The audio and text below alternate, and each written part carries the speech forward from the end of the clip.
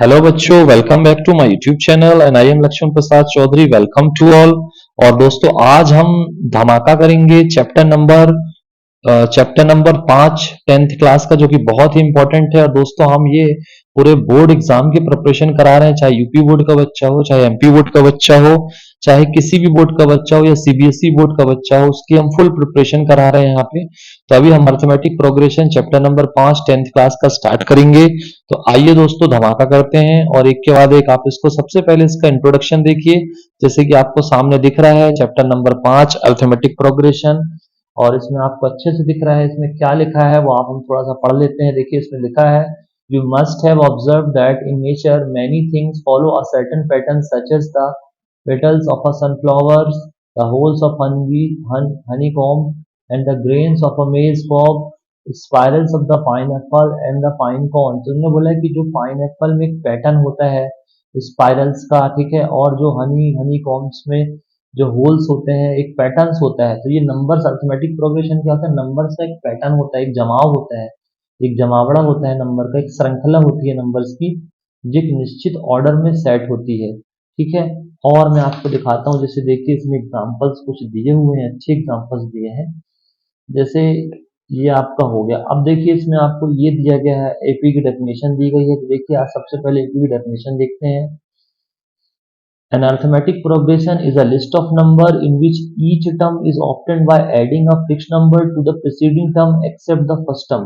इसका मतलब ये है, arithmetic progression list of numbers होता है, नंबर्स का लिस्ट होता है, यानी लिस्ट ऑफ नंबर्स होता है, यानी नंबर्स की एक बहुत लंबी लिस्ट होती है, जिसमें प्रत्येक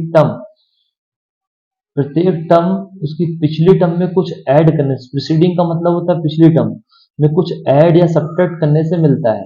this fix number is called common difference of the AP. ध्यान रखना, अर्थमेटिक प्रोग्रेशन का मतलब एपी, इसको शॉर्ट में लिखते हैं। और ध्यान रखना, ये नेगेटिव पॉजिटिव कुछ नहीं होता है, ठीक है। तो आइए यहाँ से आपको मैं डेफिनेशन स्टार्ट करता हूँ। तो दोस्तों ये देखिए, यहाँ पे हमने डेफिनेशन लिख के रखी हुई है। थोड़ा सा राइटिंग का प्रॉब्लम है, देख लीजिएगा, एडजस्ट करिएगा। लिखा है यहाँ पे, an arithmetic progression is a list of numbers. Arithmetic progression, a list of numbers. An arithmetic progression is a list of number in which each term is obtained via adding fixed number to the preceding term except the first term। संख्याओं, यहाँ पे लिखेंगे, संख्याओं का ऐसा क्रम या श्रृंखला जिसमें प्रत्येक पद उसके पिछले पद में कुछ ऐड या सब्ट्रैक्ट करने से प्राप्त किया जा सके, प्रथम पद को छोड़कर। ऐसी ऐसी श्रृंखला को हम क्या कहते हैं, समांतर श्रेणी कहते हैं। क्या कहते हैं, समांतर श्रेणी। तो ध्यान रखना, अर्थमेटिक प्रोग्रेशन का जो हिंदी नाम होता है वो होता है समांतर श्रेणी। तो ऐसी श्रेणी जिसका प्रत्येक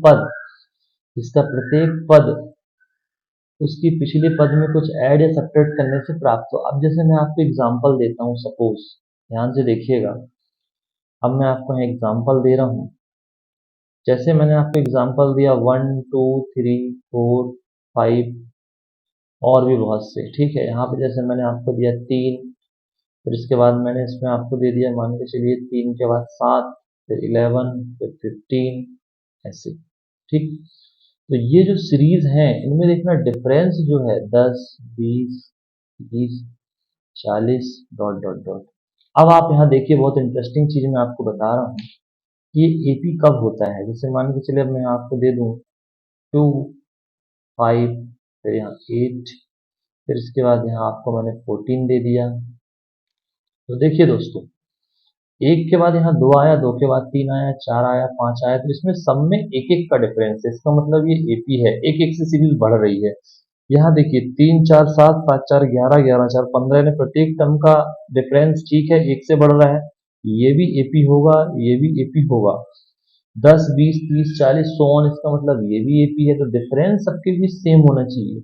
अब जैसे यहाँ देखिए 2 3 5 5 3 8 और 8 3 11 होना चाहिए, लेकिन क्या कर दिया, 14 था, ये एपी नहीं होगी। नंबर एक। अब आपको बात समझ में आ रही होगी। दूसरी चीज, अब मैं आपको बताऊं, जो इसका मेन पर्पस होता है वो मैं आपको बता देता हूँ। देखिए, जैसे हम यहाँ पे एक सीरीज लिखना चालू करें, A1 A2, A3, A4, ये लिस्ट ऑफ नंबर्स है। तो इसका जो ओवरऑल प्रेजेंटेशन होगा वो होगा an से, ये an तक जाता है। अब इस प्रत्येक टर्म को ये मान के चलिए एक AP है सपोज, लेकिन AP कब होगी, इसमें खासियत है AP कब होगी। तो आप सबसे पहले तो समझिए इस प्रत्येक को हम टर्म बोलते हैं या पद बोलते हैं हिंदी में। तो इनको सबको टर्म बोला जाता है। तो टर्म वन, टर्म टू, है ना। तो जैसे हम यहाँ लिखेंगे 3, हम यहाँ लिख दिया मान के चलिए 4, फिर लिखा 5, फिर 6, फिर 7। तो यहाँ जो 3 होगा ये अलग टर्म है, 4 एक अलग टर्म है, 5 एक अलग टर्म है, तो उसको पद बोला जाता है। ठीक है। अब जितने से ये बढ़ते या घटते हैं, जैसे मान के चलिए मैं आपको एक एग्जांपल दे रहा हूँ यहाँ पे, 3, 7, 11, 15, डॉट डॉट डॉट। अब यहाँ ध्यान से देखिएगा, बहुत अच्छे से बता रहा हूँ मैं आपको। इनके बीच देखिए 4 4 का डिफरेंस है, 4 4 से ये बढ़ रहे हैं, 4 4 से आगे चल के 19 होगा, होगा कि नहीं होगा, और फिर आगे बढ़ेगा। तो इसमें जो 4 4 का डिफरेंस है, अब आपको मैं समझा रहा हूँ देखिए। अगर आपको 7 चाहिए तो 3 में आप 4 जोड़ेंगे तो 7 मिलेगा। पिछली टर्म में यही बोला है उसने डेफिनेशन में, देख लीजिए। संख्याओं का एक ऐसा क्रम या श्रृंखला जिसमें प्रत्येक पद उसके पिछले पद में कुछ घटाने या जोड़ने से प्राप्त किया जा सके। प्रथम पद को छोड़कर ऐसी श्रृंखला या ऐसी श्रेणी को हम समांतर श्रेणी कहते हैं, जिसे हम एपी से दर्शाते हैं। बात समझ में आई। तो यहाँ जैसे अगर हमको 15 चाहिए तो उसकी पिछली टर्म में हमको जाना पड़ेगा 11 में। अब हमको 11 में कितना जोड़ना है, 4। तो देखिए 4 जोड़ने में 15 मिल गया। 19 चाहिए तो हम 15 में 4 जोड़ेंगे। अब जैसे हमको 7 चाहिए तो हम पिछली टर्म चले जाएंगे, प्रीसीडिंग टर्म इसी को बोलते हैं। 3 उसकी प्रीसीडिंग टर्म है 7 की, और 7 प्रीसीडिंग टर्म है 11 की। बात समझ पा रहे हैं। 11 चाहिए तो हमको 4 किस में जोड़ना पड़ेगा, 7 में। और अगर हमको 7 चाहिए तो हमको 3 में 4 जोड़ना पड़ेगा। इसका मतलब इनके बीच का अंतर सेम होना चाहिए।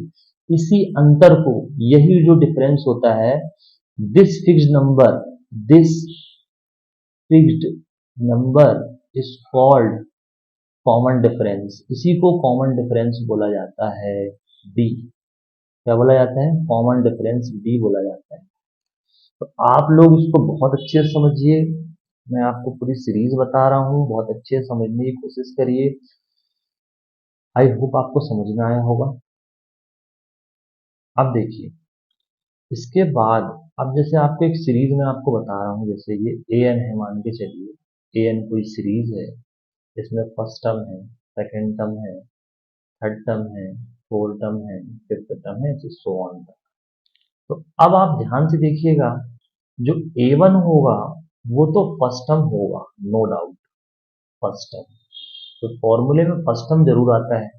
इसके बाद जो डिफरेंस है A2 माइनस A1, यानी सेकंड से फर्स्ट को घटा दीजिए, चाहे तीसरी से दूसरी को घटा दीजिए, इनको कॉमन डिफरेंस बोला जाता है। आगे भी 5 से 4 को, 4 को 3 से, तो ये D के बराबर होगा। यही होता है कॉमन डिफरेंस। बात समझ में आई। और जो n होता है उसको बोलते हैं नंबर ऑफ टर्म्स। तो वो फॉर्मूला मैं भी आपको बताऊंगा। और d का मतलब तो आपको पता ही है, कॉमन डिफरेंस। तो जो इसका फॉर्मूला होता है nth टर्म का इसमें निकालने का, अभी तो मैंने आपको ये बताया। दूसरी चीज, इसको पहचानने का एक तरीका होता है कि ये इनका जो डिफरेंस है सब सेम होना चाहिए। कैसे, जैसे आपको डिफरेंस का मतलब ये कि इनके बीच का अंतर, इनके बीच के अंतर का मतलब ये है कि A2 minus A1, A3 minus A2, और यहाँ पे A4 minus A3, A5 minus A4, सबके सब P के बराबर होने चाहिए, यानी कि एक दूसरे के बराबर होने चाहिए। जब ही इसको आप समांतर श्रेणी मानेंगे, अदरवाइज इसको समांतर श्रेणी नहीं माना जाएगा। आई होप आपको समझ में आया होगा। अब दूसरी चीज मैं आपको और समझा रहा हूँ, देखिए समझने की कोशिश करिए। इतना समझ में आपको आ गया, आई होप। दूसरी चीज, अब आपको मैं nth टर्म का फॉर्मूला बताता हूँ। देखिए, अब जो जनरल फॉर्म है इसका, सामान्य रूप, जो इसका सामान्य रूप होता है या व्यापक रूप बोले अपन, इसका जो व्यापक रूप होता है, व्यापक रूप या जनरल फॉर्म ऑफ पी, तो ये होता है ए ए प्लस डी, ए प्लस 2d, ए प्लस 3d, ए प्लस 4d, ऐसे करके ये इसका व्यापक रूप होता है। यानी कभी आपको अगर निकालने बोलेगा तो अब इसमें एक चीज और समझिए, एक और समझने वाली चीज है। इसमें फॉर्मूला होता है, जैसे nth टर्म का formula, nth term of B, यानी कि nवा पद, तो फॉर्मूला होगा A plus N minus one D, ये फॉर्मूला होगा, ध्यान दीजिएगा। बहुत इंपॉर्टेंट चीज बता रहा हूँ आपको। फॉर्मूला है A plus N minus one D, और ये है आपका ए एन से इसको दर्शाया जाता है। तो ये फॉर्मूला आपका पूरा बनेगा। इसको आप लिख सकते हैं वर्ड्स में भी, टर्म ऑफ बी, तो ए एन से इसको दिखाया जाता है। इसी टाइप से ये आपको क्लियर, अब इसमें ए अच्छे से पता आपको क्या होगा, फर्स्ट टर्म, यानी कि प्रथम पद होगा सीरीज का, यानी श्रेणी का प्रथम पद, समांतर श्रेणी का। इसके बाद आपका डी होगा, इसके बाद आपका डी होगा जिसको सर्वांतर बोलते हैं, यानी कि कॉमन डिफरेंस, कॉमन डिफरेंस लिख लेना आप लोग। इसके बाद एन होता है नंबर ऑफ टर्म्स, संख्याओं, पदों की संख्या, नंबर ऑफ टर्म्स कितने हैं। इसके बाद ए एन का मतलब होता है nth टर्म। तो ये फॉर्मूला है, आई होप आपको समझ में आया होगा। तो चीजों को समझ के अपने को करना है, तो ये फॉर्मूला आप याद रखना। और एक होता हैगा sum of N terms, sum of N terms, वो भी एक फॉर्मूला होता है, वो भी आपको मैं बता देता हूँ। इसको एस एन से दर्शाया जाता है। तो एस एन बराबर होता है n by two, two a n minus one D, ये फॉर्मूला होता है। ठीक है। अब इतना समझने के बाद आई होप आपको समझ में आया होगा। ये आपका इंट्रोडक्शन पार्ट है, अर्थमेटिक प्रोग्रेशन का ये इंट्रोडक्शन पार्ट है। समझ रहे हैं कि नहीं समझ रहे हैं? अब ये general form of an AP मैंने आपको बता दिया है। अब ध्यान रखिएगा, फाइनाइट और इनफाइनाइट भी दो प्रकार की टर्म्स होती हैं। तो फाइनाइट का मतलब होता है, फाइनाइट का मतलब होता है जिसमें जिसमें टर्म्स को काउंट किया जा सके, जिसमें काउंटेबल टर्म्स हो उसको फाइनाइट सीरीज बोलते हैं, और जिसमें इनफाइनाइट हो इन्हें इनफाइनाइट बोलते हैं, जिसमें इनफाइनाइट टर्म्स हो। तो अब मैं आपको नेक्स्ट जो बताऊंगा वो आपको 5.1 बताऊंगा। तो 5.1 में देखिए, पहला क्वेश्चन तो मैं आपको ऐसे ही एक्सप्लेन कर दे रहा हूँ, उसमें कुछ है नहीं। आपको बोल रहा है in which of the following situation does the list of number involve make an arithmetic progression and why the taxi fare after each kilometre when a fare is 15 rupees for first kilometre, rupees 8 for each additional kilometre. अब बोल रहा है, अब ध्यान से समझना, थोड़ा point वाली बात है। ये एक्सरसाइज चालू हो गई आपकी 5.1। आपको बोलना है, समझने की कोशिश करिएगा। बोलना है टैक्सी ड्राइव, टैक्सी का किराया लग रहा है। तो फर्स्ट किलोमीटर में जो पहला किलोमीटर है, फर्स्ट किलोमीटर में जो ले रहा है किराया, वो ले रहा है 15 रुपए। कितना ले रहा है? 15 रुपए। और प्रत्येक किलोमीटर का, अब यहाँ लिखिए, each kilometre taxi fare additional जो होगा, एडिशनल चार्ज, तो 8 रुपए लगेगा प्रत्येक किलोमीटर का, ईच किलोमीटर। तो अब जब भैया फर्स्ट किलोमीटर, 1 किलोमीटर की दूरी तय किया ऑटो ड्राइवर ने जो भी है, तो भाई साहब का 15 रुपए पक गया। अब जब सेकंड किलोमीटर पहुंचा, 2 किलोमीटर यानी कि कंप्लीट हुआ, तो इसमें 8 रुपए और जुड़ जाएगा भैया, तो ये हो जाएगा 23 रुपया। समझना बात को। अब जब 3 किलोमीटर कंप्लीट करेगा तो इसमें 8 रुपए और जोड़ेगा, यानी 23 में 8 और जोड़िए अब आप, तो कितना हो जाएगा? 23 और 8 कितना होता है? 31 रुपया हो गया। भैया 4 किलोमीटर जब पहुंचेंगे भाई साहब, तो ये हो जाएंगे अपने 31 और प्लस 8, तो ये हो जाएगा भाई साहब 39 रुपया। जब भाई साहब 5 किलोमीटर आपको पहुंचा देंगे टैक्सी ड्राइवर, तो 39 और 8 आपसे ले लेंगे 47 रुपीज। ऐसे करके ये चलता रहेगा सीरीज। तो अब इसको अगर हम चेक करेंगे, इसको अगर अब हम चेक करेंगे, तो एक्चुअल में हो क्या रहा है, देखिए बारीकी से समझने की कोशिश करिएगा। बहुत अच्छे से आपको बता रहे हैं कि ये अर्थमेटिक क्यों है बोल रहे हैं।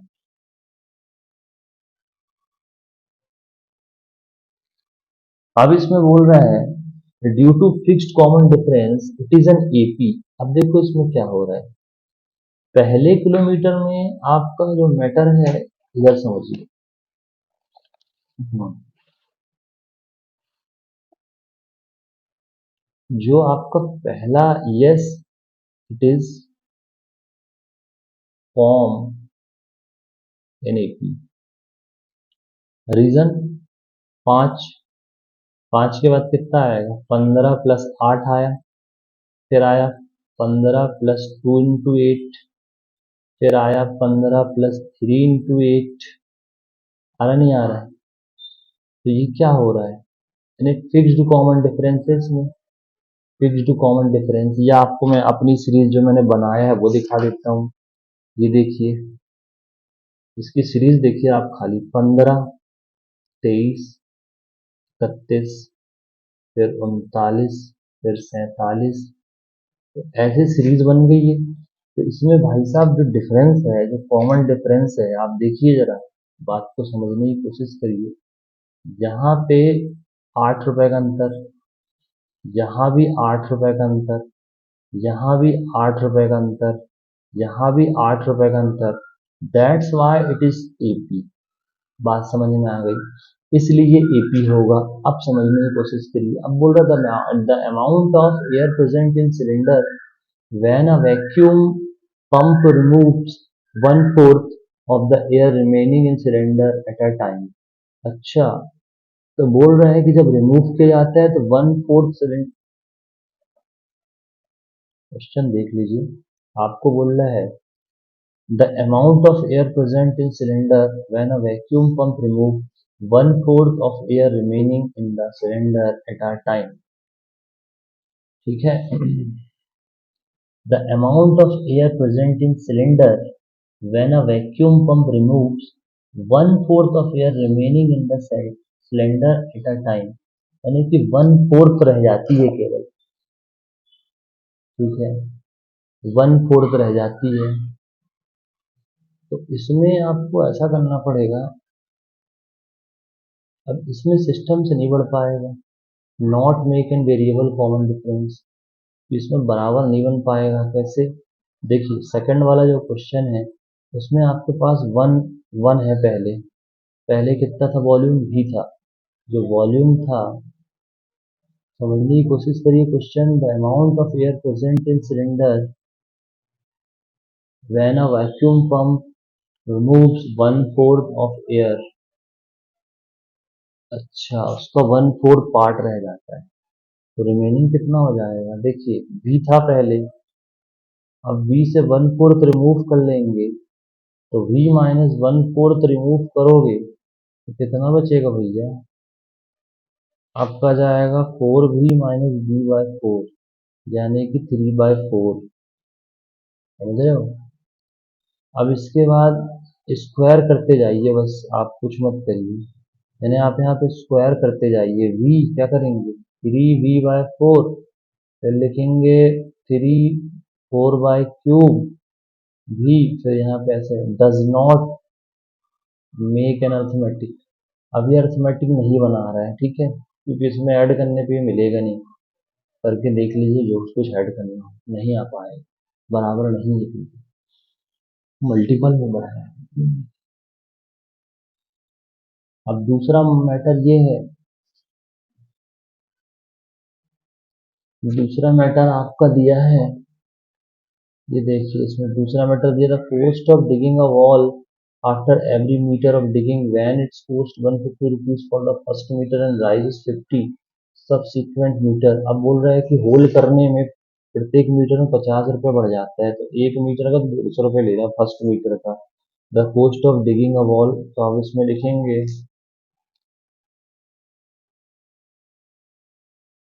The cost of digging a wall first metre, तो वो हो जाएगा 150 रुपये। अब 50-50 रुपये बढ़ता जाएगा, तो सेकेंड मीटर के लिए 150 + 50, यानी आपका 200 रुपये हो जाएगा। फिर थर्ड मीटर जब करेगा तो ले लेगा 200 प्लस 50, 200 प्लस 50 करेगा तो हो जाएगा आपका कितना, 250 रुपये। फिर 250 में 50 जोड़ेगा तो हो जाएगा 300। तो इस टाइप से ये एपी बनेगा, कॉमन डिफरेंस फील्ड है। तो आपका बनेगा कितना, 150, फिर 200, 250, फिर 300, डॉट डॉट डॉट। तो कॉमन डिफरेंस सबके बीच 50 है, देख लीजिए।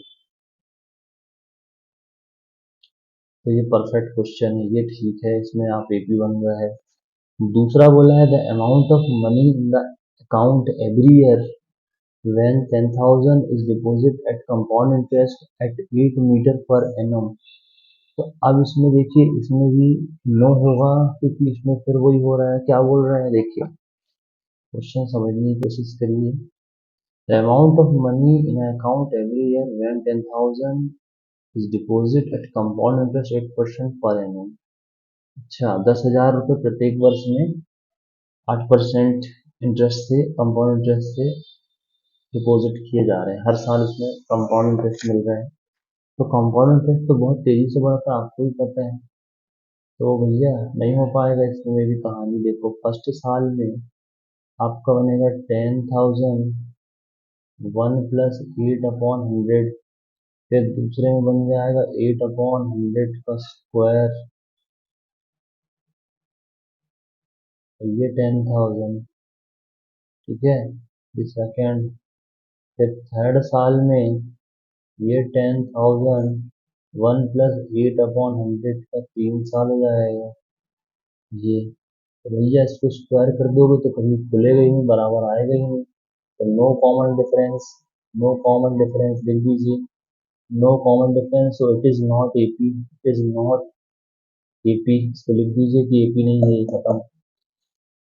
मैटर समझ में आया? आई होप आपको समझ में आया होगा। दूसरा मैटर ये है, दूसरा मैटर ये है, बहुत आसानी से आपको समझ में आ जाएगा। देखिए, अब जो क्वेश्चन नंबर 2 है, यहाँ से थोड़ा ठीक ठाक क्वेश्चन है। आपको बोल रहे हैं right a first 4 term of AP. तो पहले 4 टर्म आपको एपी के लिखने हैं, आपको फर्स्ट 4 टर्म लिखना है, राइट। मैं आपको बता रहा हूँ,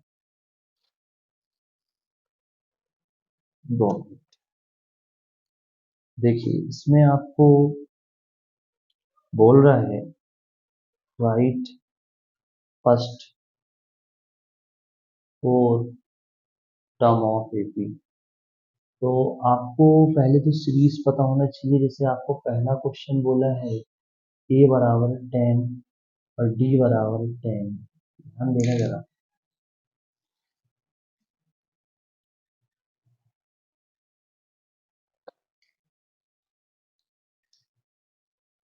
इसमें देखिए क्या होता है,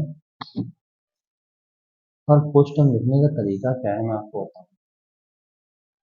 जो सीरीज चलती है वो चलती है ए+डी, a+2d, a+3d, डॉट डॉट ऐसे 4d 5d बढ़ा देंगे। तो इसको बोलते हैं फर्स्ट टर्म, इसको बोलते हैं सेकेंड, इसको बोलते हैं थर्ड, इसको बोलते हैं फोर्थ। तो मैं आपको बताऊं, जो फर्स्ट टर्म है, फर्स्ट टर्म होती है ए, तो ए आपका है 10, तो फर्स्ट टर्म तो 10 हो गई। अब सेकंड टर्म जो होती है, सेकंड टर्म जो होती है वो होती है a+d, यानी कि 10+10, तो आपका हो गया 20। सेकंड टर्म क्या हो गई, 20। अब थर्ड टर्म देखो, मैं आपको बता दे रहा हूँ, समझ लो। a+2d, यानी a10 और 2, 10 का डबल, यानी कि 10×2 = 30, यानी 30। तो थर्ड टर्म कितनी हो जाएगी, 30। अब फोर्थ पे आओ, फोर्थ टर्म a+3d होगा। तो भैया a की वैल्यू 10 और फिर 3 × 10, तो ये हो जाएगा 10 और ये 30 हो जाएगा 40। अब फिफ्थ टर्म निकालो, हालांकि उसने 4 बोला है लेकिन हम निकाल दे रहे हैं a+4d। तो 10+4 10 कितना हो जाएगा, 10 और 40 हो गया 50। तो आपकी जो सीरीज होगी 10, 20, 30, 40, 50, ये आपकी 5 टर्म, 4 बोला था। आई होप आपको समझ में आया। क्वेश्चन नंबर 2, ए बराबर 2 दिया है -2 और डी बराबर 0 दिया है। तो भैया फर्स्ट टर्म जो होगी, फर्स्ट टर्म ए बराबर हो जाएगी 2 -2, ध्यान देना। ठीक, अब सेकंड टर्म बोला है आपको ए प्लस डी। आपको अच्छे से पता है ए की वैल्यू तो -2 और डी की वैल्यू 0, तो ए भी -2। अब थर्ड टर्म देख ले भाई, थर्ड टर्म में भी वही है, ए प्लस 2 डी है। तो ए की वैल्यू तो -2 और 2 इंटू 0 तो 0 ही होगा, तो -2 आएगा लगता पूरे में, तो -2 बचा। फोर्थ टर्म भी वही मैटर होगा, ए प्लस 3 डी। तो ए -2 और इसके लिखा अपन ने 3 इंटू 0, तो -2 ही आया। तो भैया ये जो है ये होगा कचड़ा, -2 सब -2। तो इसमें प्रत्येक टर्म जो आएंगी वो आएंगी आपको, प्रत्येक टर्म आएगी -2 -2 -2 -2, चारों टर्म ध्यान रखना। अब थर्ड क्वेश्चन देखो भैया, थर्ड क्वेश्चन आपको बोला है ए बराबर 4 और डी बराबर बोला है -3। तो फर्स्ट टर्म देखो क्या है, फर्स्ट टर्म है ए, तो ए बराबर 4 होगी फर्स्ट टर्म, चल भाई। सेकेंड टर्म आपको अच्छे से पता है ए प्लस डी होती है, तो दोनों को जोड़ दे, ए की वैल्यू 4 -3, तो प्लस माइनस माइनस, तो 4 में 3 गया तो 1 बचा। अब थर्ड टर्म देख ले, थर्ड टर्म का मतलब ए प्लस 2 डी। तो ए की वैल्यू तो 4 हो गई, प्लस 2 -3 हुआ, तो 4 -3 6 हो गया, तो -2 बचा। हुआ कि नहीं? इसके बाद फोर्थ टर्म देख ले भाई, फोर्थ टर्म अच्छे से पता है ए प्लस 3 डी होगा। तो ए की वैल्यू लिख ली 4 प्लस 3 -3, तो 4 3 तिरका 9 हो जाएगा -5। जो टर्म्स होंगी वो होंगी ए 4 1 -2 -5, ये इनकी चार टर्म होंगी। आई होप आपको समझ में आया होगा। दूसरा एक और क्वेश्चन है, क्वेश्चन नंबर 4। आपको ए बराबर बोला है -1, डी बराबर बोला है हाफ।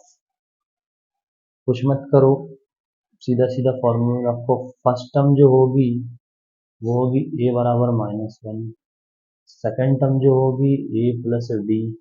तो भैया -1 प्लस हाफ को एल्सियम लो, -2 प्लस 1 अपॉन हाफ, यानी आएगा एक -1/2 ही आएगा, बड़े नंबर का साइन। अब थर्ड टर्म में बोलेगा ए प्लस 2 डी। तो ए की वैल्यू तो -1 और फिर 2 इंटू हाफ, तो भैया ये जो है कट जाएगा। देखो गलत हो रहा है, यहाँ से थोड़ा सा दूसरा वाला पेज लेना पड़ेगा।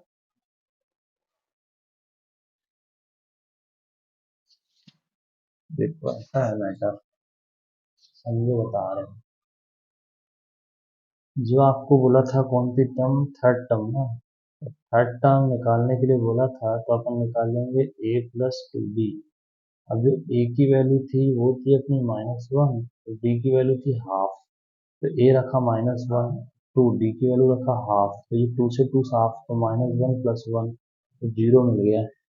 अब फोर्थ वैल्यू देख ले, ए प्लस 3 डी। तो ए की वैल्यू -1 और 3 डी की वैल्यू हाफ, तो -1 और ये हुआ 3/2, तो 2 एकम 2 -2 3/2, अपन ओवरऑल 2 आएगा, सॉरी ऐसे तो बचेगा हाफ।